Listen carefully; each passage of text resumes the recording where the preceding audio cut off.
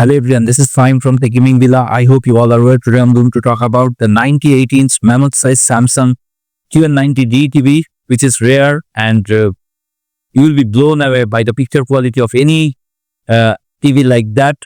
That's because Samsung has 98-inch model, which price is 13,000 US dollar, which is very expensive. The question is, does the QN90D live up to its price point? If your budget falls into the 10,000 US dollar cost echelon, then you have already jumped the first handle in acquiring one. And if that's the case, then the answer is resounding yes. To be clear, there are dozens of 98-inch TVs on the market that are much easier on the wallet than this puppy. For example, you can buy two TCL's 98-inch QM8 mini LED for less than one QN90D. But there's a substantial difference in technology behind these models, namely Samsung's treatment of quantum dot overlays on a mini LED backlit display. This formula is known as Qled, in which case Samsung has swapped out conventional LEDs for tens of thousands of mini LEDs.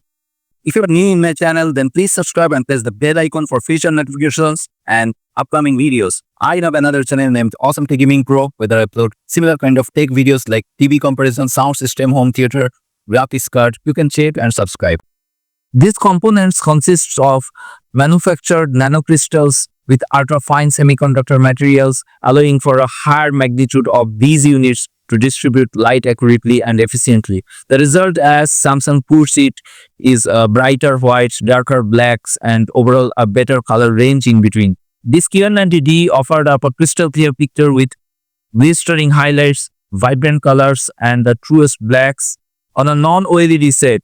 With its spread of Ultra HD micro dimming zones, dark areas are so piercingly black that focusing your eyes on shadows is like staring into a void. This is fine by me because they are shadows, and I'm a fan of higher contrast ratios, and Samsung QN90D is exactly like that. But in some extreme cases, dark objects were so dark that their features were lost. Picture a black-clad motorcyclist racing down a sunlit road, black helmet, black jacket, black bike, and in this distant wide-angle shot, the cyclist and his bike become almost a uniform silhouette, revealing no distinguishable textures or dimensionality. To be clear, this would be a demanding ask of any TV for the scene. A desirable level of detail in such inky blackness may only be captured on Samsung's new Qled 8K QN90C, which goes for an eye-watering 40,000 US dollar and is the subject of a different review altogether. What impressed me most was in your face brightness and extraordinary color gamut of the QN90D. It's bright but not offensively, so I'd rather call the overall effect convincing. Being the motion graphics at the beginning of Warner Brothers and 20th Century Fox production, for example, felt like looking into the window of an uber-vivid metaverse. In a few instances, the color vibrance was intense that some viewers might find it off-putting, such as the radioactive red glow of Netflix's logo. There are settings to reduce this intensity. For starters, you won't want to set the TV's picture mode to dynamic, because then every color will gleam with a super saturated abandon. Otherwise, I didn't encounter these opportune levels of color or tonality. This held true in my assessments of glare and reflection, plus a scope of the QN90D's viewing angles. Standing just 2 feet from the screen at an unreasonably tight angle, the picture only suffered a minor loss of coloration, yet it retained its 4K Qled sharpness. I was equally impressed with this TV's audio output. Even in the absence of a connected soundbar, the volume managed to fill this testing area more than adequately, and it did this at about 1/10 of its potential. In addition to 4:2:2 channel speakers pumping out 60 watts of power, Samsung's OTS Plus technology tracks the on-screen action and adjusts sounds accordingly. Its 98-inch panel consists of 8,276 square inches, allowing for more integrated speakers, which strategically create a 3D-like soundscape that seems to envelop you from all directions.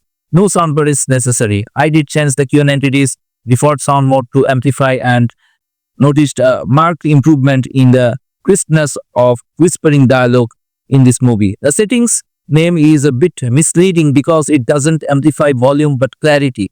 The two films I mentioned above are excellent for TV testing. Like many movies, they have plenty of whispering dialogue but also years of sweeping desert vistas. Color variation and rendering become more evident in viewing these most stark landscapes, which include everything from jutting rock formations to an actor's skin tone. When orienting myself with any new TV, I spend a lot of time testing out the settings. I toggle the options on and off, scrutinizing select scenes from certain movies. I adjust the sliders, experiment with expert settings like switching local dimming to high and contrast enhancer to low and vice versa. I do a similar thing with audio. This practice of combining and separating setting variables is basically a trial and error endeavor in pursuit of seeing optimal results. Naturally, this is a subjective process because it's all about personal preferences. So like other new Samsung remotes, the QN90D takes a little getting used to because of its diminutive size and its rocker buttons, which are relatively unconventional for remote controls. These small flat capsule-shaped buttons and designed to push toward or away from the TV and adjust the volume and navigate the menu.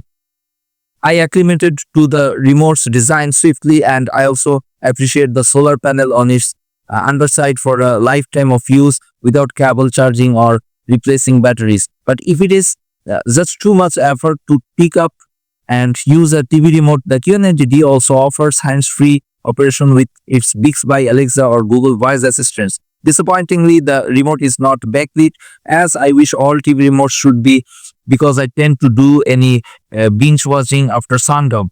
A common complaint among users of the QN90D is the placement of its input array.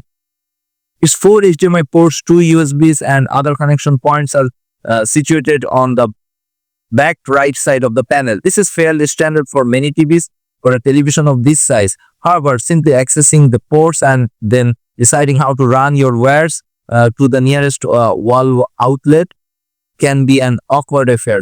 These grumblings likely stem from prior iterations of Samsung's Qled models, having a separate One Connect box that can marry all your peripherals to the TV, though a single translucent cable.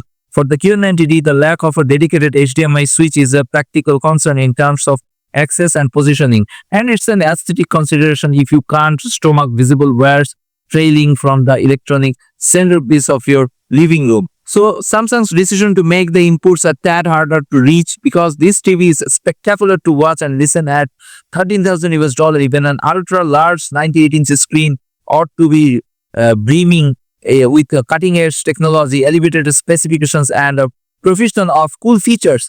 The Samsung QN90D certainly qualifies with these traits. Most of all, though, it delivers an exceptional viewing experience that will dazzle your eyeballs and please your ear holes. If I were in a high tax bracket, I would undoubtedly put this massive entertainment purchase in my shopping cart. So, should you want a TV of similar size but with a more accessible price, consider the TCL Q6 and QM8, both of which is a very budget 98-inch 4K QLED TV. So, will you buy this 98-inch Samsung QN90D TV? What's your thought about this TV? Please write in the comments below. That's it from now.